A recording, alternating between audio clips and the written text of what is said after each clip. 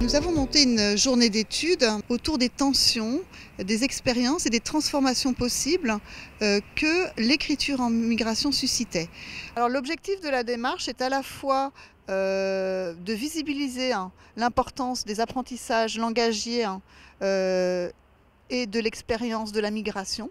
Et c'est d'ailleurs pour ça qu'on a fait le tableau. Les différents tableaux qui sont dans la salle, c'est pour dire aux gens d'écrire dans leur langue, ou bien dans la langue qu'ils préfèrent, mis à part le français, d'écrire une phrase, un mot, et de le définir et de le traduire aussi pour que les autres le comprennent. Les étudiants présents, ils étaient nombreux de licence et de master, ont pu bénéficier des apports de chercheurs venus de l'extérieur. Marie Berchou qui vient de Bourgogne. Je parle d'écriture parce que je me suis mise à écrire il y a longtemps. Tout le monde devrait écrire parce que on est tous un peu migrants, donc tout le monde a bougé, et bouger c'est la vie, la mobilité c'est la vie, et simplement écrire permet de dissoudre les silences, et parce que parfois les silences sont mortels, et donc écrire est vital. Cette journée a été énormément touchée par l'intergénérationnel, comment les écrits des enfants font vivre les écrits des familles, comment les familles interagissent avec les écritures des enfants, puisqu'on travaille beaucoup sur l'éducation tout au long de la vie, donc de femmes déjà âgées qui, en situation de migration, réapprennent l'écrit.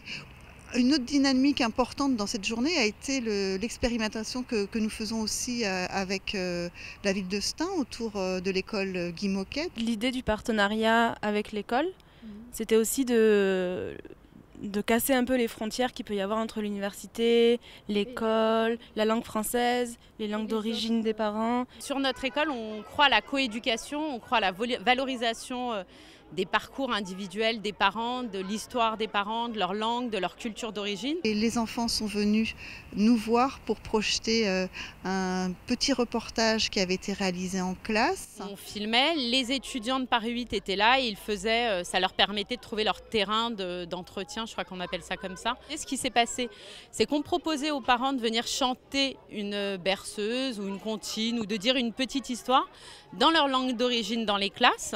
Et ça avait suscité un réel moment d'émotion à la fois des enfants qui écoutaient des fois pour la première fois les parents dans leur langue maternelle au sein de l'école. Et cette chanson en fait rappelle qu'il y a des coutumes et que c'est très intéressant de les suivre parce que c'est important au niveau culturel.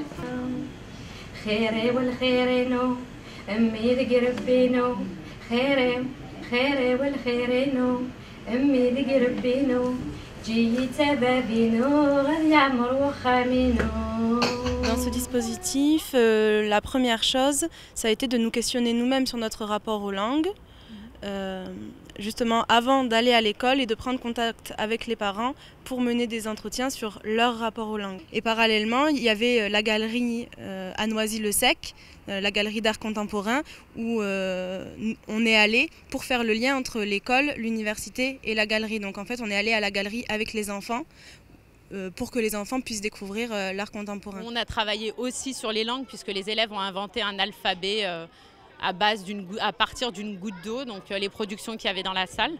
Donc voilà, montrer que les langues, elles sont multiples, c'était l'idée, et qu'elles sont toutes aussi importantes les unes que les autres puisqu'elles permettent de communiquer. Malgré nos appartenances très différentes, puisque certains sont universitaires, d'autres sont engagés dans des associations, d'autres encore sont dans des écoles, il y a quand même cette idée que nous pouvons transformer les choses de façon parfois toute simple, simplement en reconnaissant et en laissant la place à la relation et à l'accueil de l'autre.